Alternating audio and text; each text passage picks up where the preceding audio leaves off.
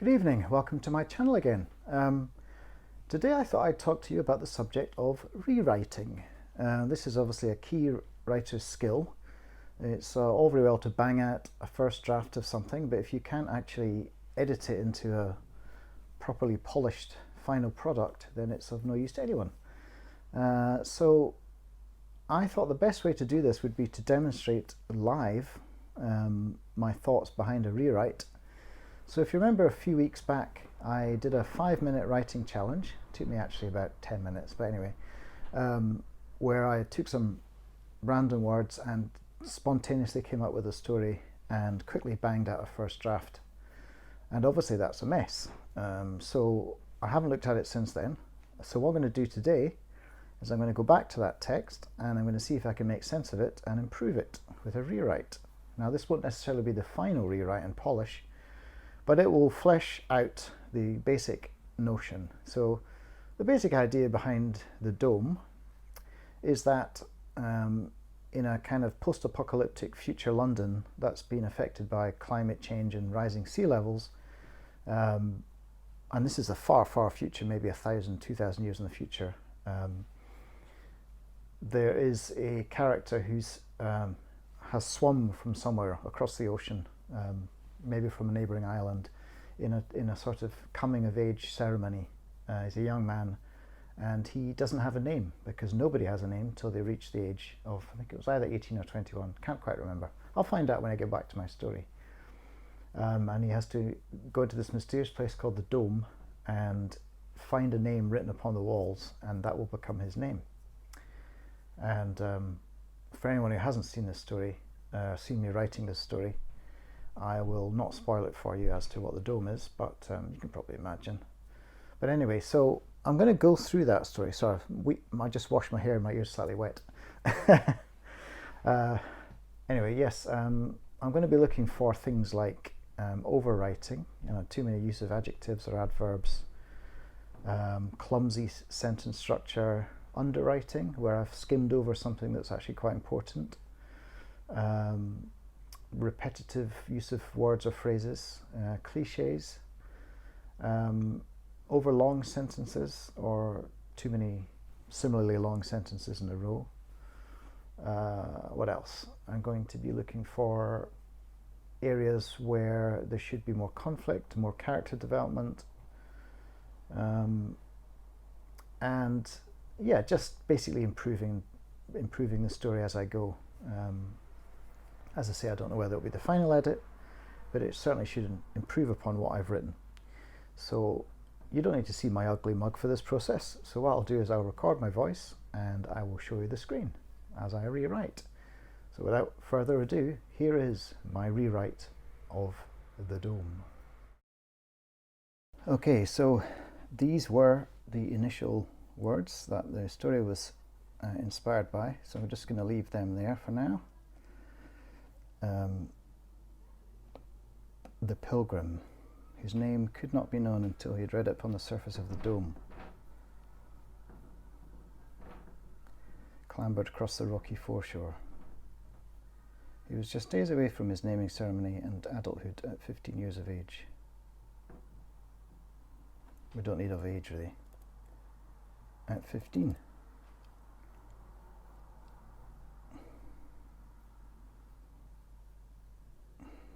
Right, we need to see a bit more. He's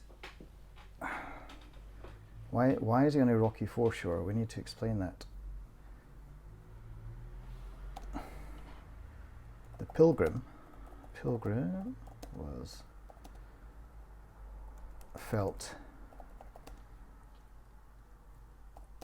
a terrible yet magnificent ache in his shoulders and calves from the long swim he'd made from the island. Don't need to say where the island is. We're in a post-apocalyptic future, so let's not be too specific. It's probably North London. I mean, I don't know where it is. Who knows? The entrance to the dome lay under one of the dunes, which sprawled year by year and required a huge effort to push back. Lay under one of the dunes. Lay amidst the dunes. Under one of seems a bit weirdly specific. Lay amidst the dunes which sprawled year by year and required a huge effort to push back. Fair enough. Next year he would spend his first few months of adulthood helping the Archaeologist Guild clear the... Soon, not next year. He's coming of age very soon. Helping the Archaeologists Guild clear the shore so that the dome would remain accessible even throughout the storms of winter, which adds another bit of colour, gave us a bit more of a picture of how ferocious this post-apocalyptic world is. Nobody knew who the mysterious St. Paul was or what had caused his martyrdom, but the dome, situated in what had once been England's capital, you see England is misspelt there, that's deliberate. Maybe I need to, because that's the name of, that's the surname of Robert England, who played Freddy in the, was it Friday the 13th movies? Yeah. No, Nightmare on Elm Street. So that's a bit weird. So let's change that to England, like that. You can still vaguely tell what that word once was, but it's no longer confused with the name of a cult actor. Okay, nobody knows the mysterious or what causes martyrdom. Now there's too many long sentences, so let me break this up a bit.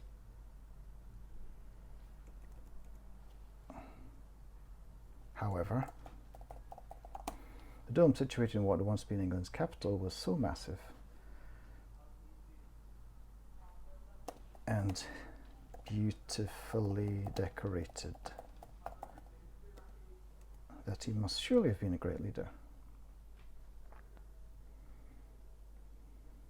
The nameless pilgrim's face required him to crawl, still wet from the ocean's embrace, up to the steps which led to the door. Now, normally something like embrace in this would be a little bit overly purple and flowery, but we're talking about a mythic post-apocalyptic world, and the notion of a pilgrim crawling, which is an established form of obeisance before God or something, sets up that kind of mythic quality of this pilgrimage. So I'm going to keep that, I think. Still wet from the ocean. Required him to crawl up to the steps which led to the door to the dome, to the door to the dome, to the door to the... That's a weird, it's a weirdly rhythmic phrase, and it's a bit disconcerting. Led up to the dome's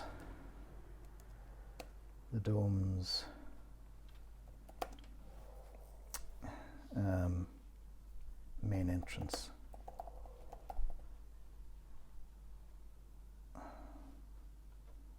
Yeah.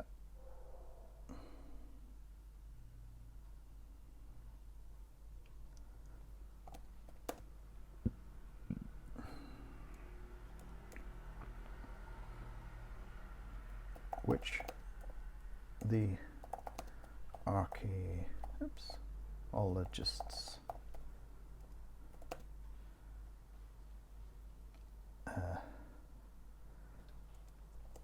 Guild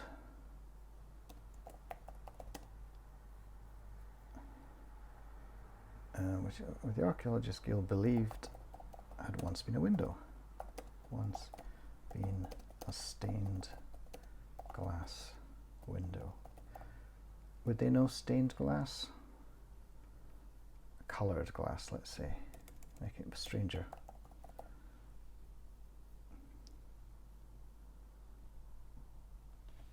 And then we need to change. It's currently set for American English because I write a lot of articles for the American market, but I shall ignore that. He did so, and so he crawled. Okay, let's keep it in a kind of mythic mode. And so he crawled. Now, you can't start a sentence with and. Yes, you can. You can start a sentence with and, you can start a sentence with but, you can start a sentence with any word you like. That kind of rule is pointless. tea. Tea is the fuel of writers. Tea and coffee. Right, and so he crawled, feeling the salt sting the cuts upon his knees and hands. Salt water. Stinging. Because he's no longer in the salt water. He is on the sand. Salt water stinging the cuts upon his knees and hands as the sand clung to him. So yeah, we've got a nice picture here of how much he's struggling to make it there.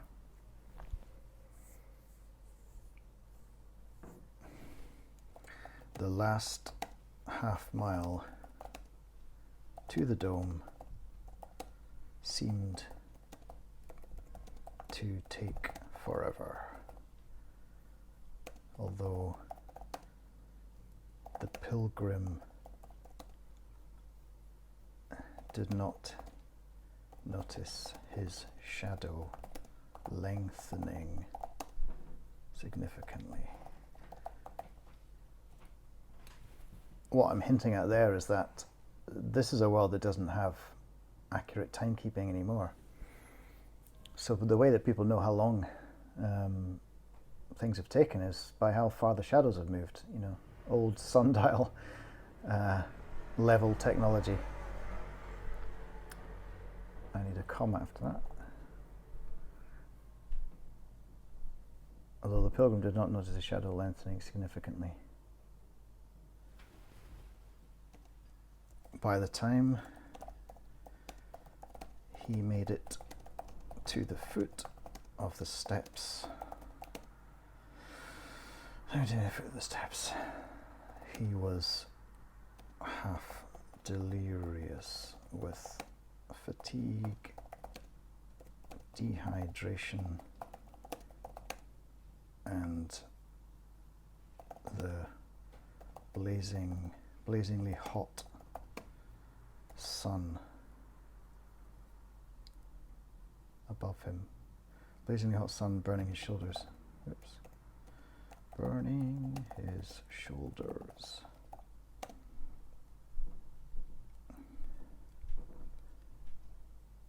Climbing the concrete steps. Climbing the concrete steps. Oops. Almost felt like a relief. Since it meant his journey would be over imminently. That's not how you spell delirious. No. Here we go. Two small, brusque, leather-clad guards. Too tall, not small. Two tall, brusque, leather-clad guards stood at the top of the steps where the dome emerged from the dunes. They were both armed with ceremonial pikes. Anything that adds more colour and clarifies that we're in a sort of post-apocalyptic, semi-medieval world will help. So there we go. State your business. That should be indented. One shouted. The darker one. No. The stouter of the two shouted. We're not going to see brandishing his weapon. I come of age, the pilgrim replied in time-honoured fashion. That's another Americanism, wants me to take out the U. What have they got against U's? Who knows? See, here is my mark. The pilgrim opened one bloody palm, and there, evident to all, was the sign of the scarab. I like that. The guard stepped aside, and the dark rectangle of the dome entrance opened before him. See, there's nothing wrong with that. It's spare writing, but it gives just enough detail to, I don't know, to let the imagination run rampant. The pilgrim, unaided by the guards, stood stiffly upright and walked forward into the dark, flooded dome interior. Once more it was time to swim. Following the shaft of light that the sun made through the door's rectangle.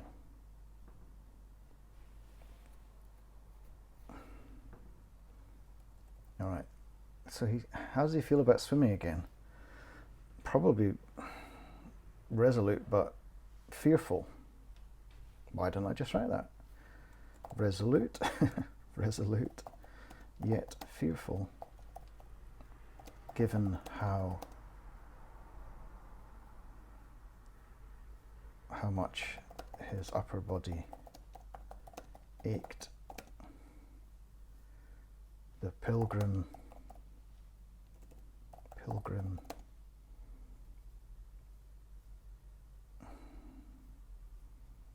leapt into a dive with as much vigor as he could muster. The water here seemed even colder than the sea, and somehow thicker. Interesting. Don't know where that came from, but I quite like it.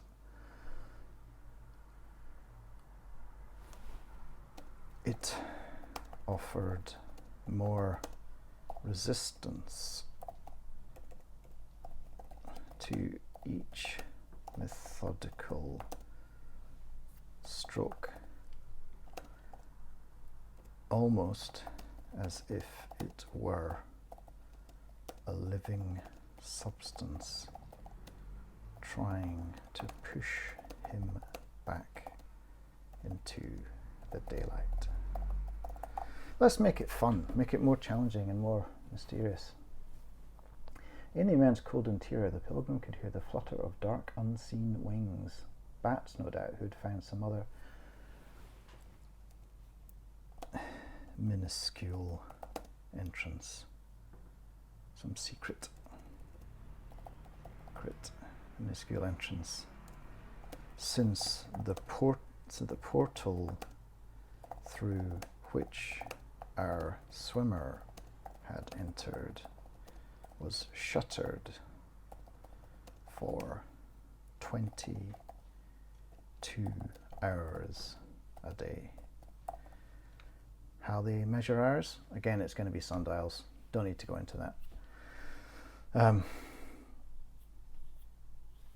Also, this makes it clear that our hero has had to plan this pilgrimage very carefully. So he hits the time when the thing is open. Now, why aren't there any other swimmers?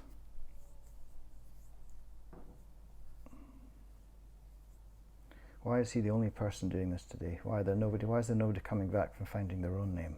Do I want to put that in? Maybe I do. Let's try. Halfway through his journey, the pilgrim passed two other young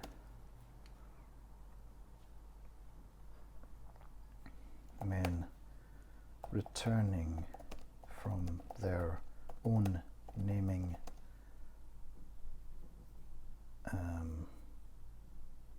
missions. No, from finding their own names.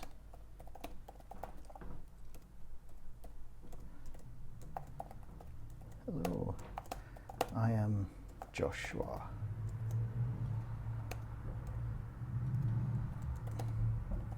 One shouted with glee in passing.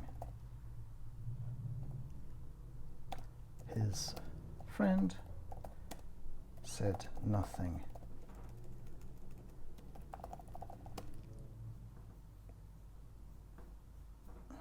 Ploughing through the dark water with a grim expression, as if his new name whoops, name gave him no pleasure at all.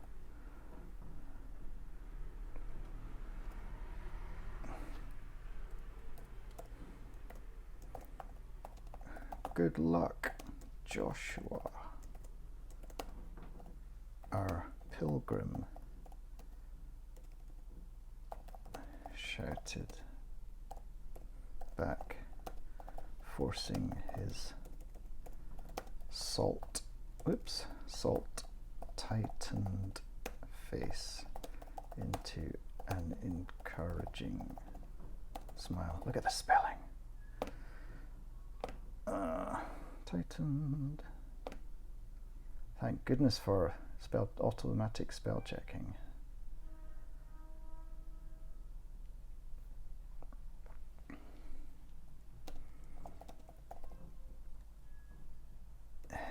He did not wait to watch them.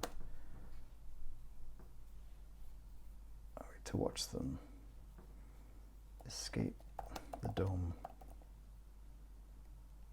Who did not wait to watch them? That's it. Since he still had several hundred yards to swim. Swim. In fact, it took our pilgrim the best part of 20 minutes to reach the far wall, where the shaft of light now hit the crumbling painted surface of the dome.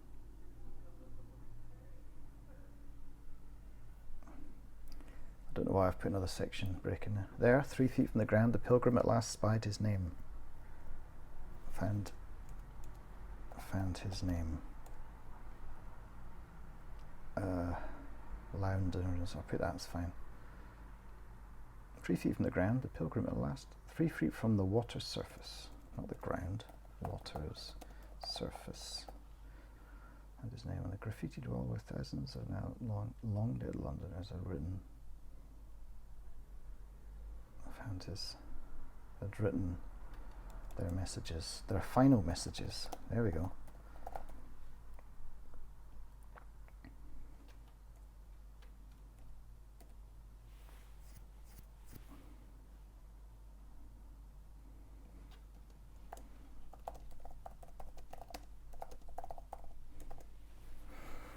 I don't know if Marcia is the right one. I want him to choose a female name because he doesn't know that it's a female name.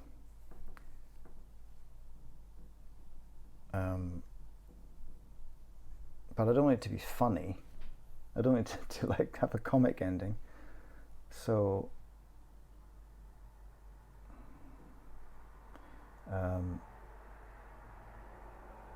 Amanda.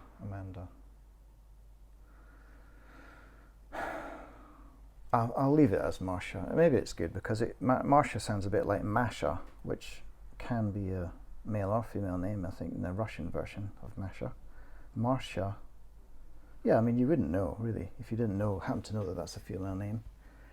Marcia, he said, rolling the 2, or should it be 3 syllables over his salt-parched tongue? There's too much mention of salt now. Over his parched, let's just take out salt. And I'm going to put a question mark in the middle of a sentence. I know, terrible. How can you? But it's not giving me, you see, it's not underlining that, because you can do that. More tea, slightly cold now. Oh, I've got to leave soon to go and see a friend. Right, let's get this knocked out. Marcia, he said, rolling the 2, or should it be 3 syllables over his parched tongue. He did not know whether that was a male or female name, nor did it matter. It had once belonged to a martyr of the Great Collapse, and now it was his own. But I haven't put anything about how he chose the name. So let's put something in here. He scanned all the etched words, recognizing some as the names of friends or tribe members, tribespeople. As friends, as of kin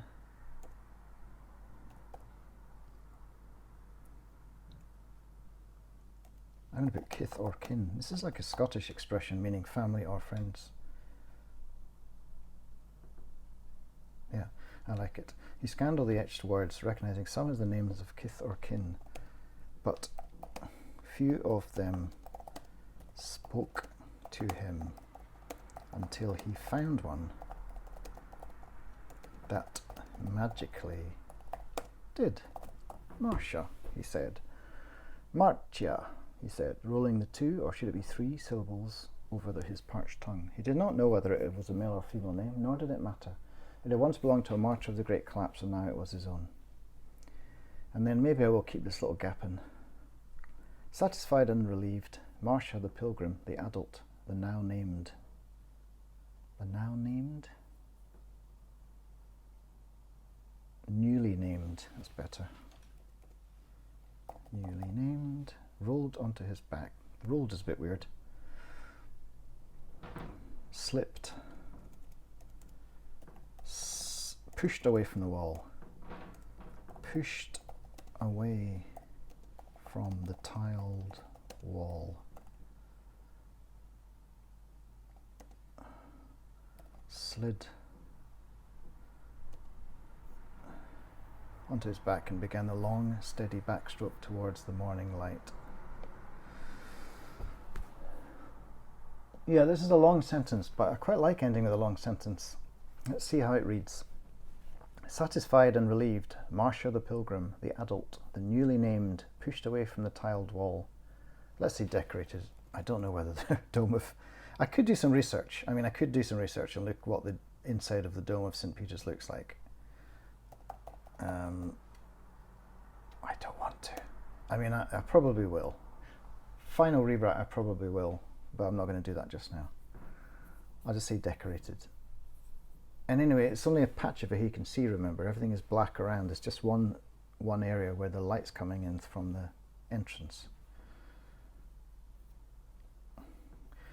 Satisfied and relieved, Marcia the pilgrim, the adult, the newly named, pushed away from the decorated wall, slid onto his back. That's weird.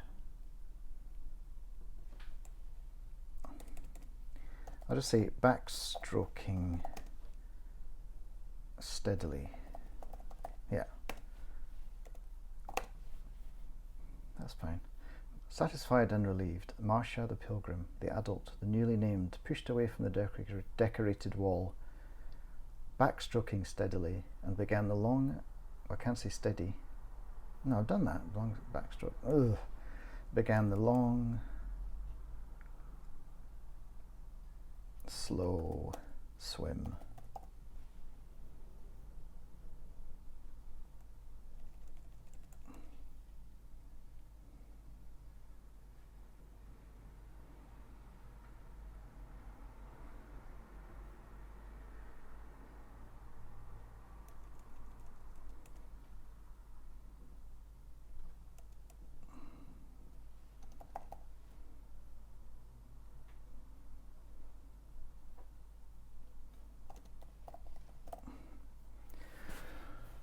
This is difficult. Pushed away from the decorated wall, backstroking, and began the slow, steady swim towards the morning light. Began his... Yeah, that's fine. Decorated wall, backstroking, and began his slow, steady swim towards the morning light.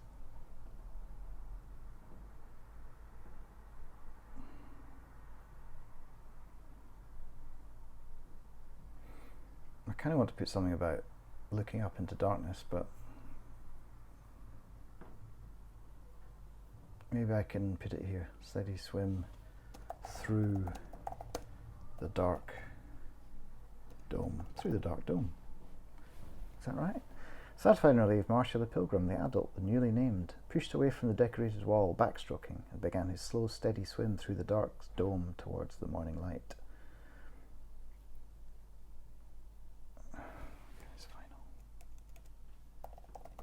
Began his final swim through the dark dome towards the morning light. Because there's too many adjectives. I can't have slow, steady, dark dome, and morning light. I don't even need morning. Let's take morning out. see what happens.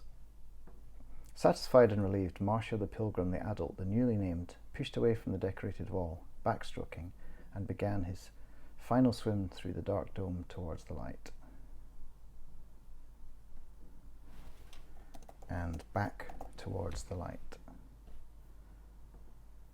No, back and backstroking is colliding. I don't need that. I'll leave that for now. I'm not sure that's the perfect final sentence, but it's as good as I can get it in the moment without boring you all completely.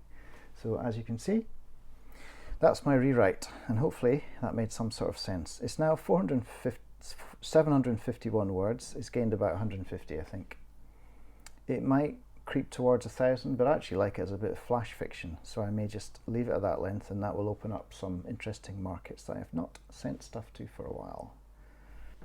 I'll probably read this final story as another video, so look out for that, and I'll see you again soon. Bye.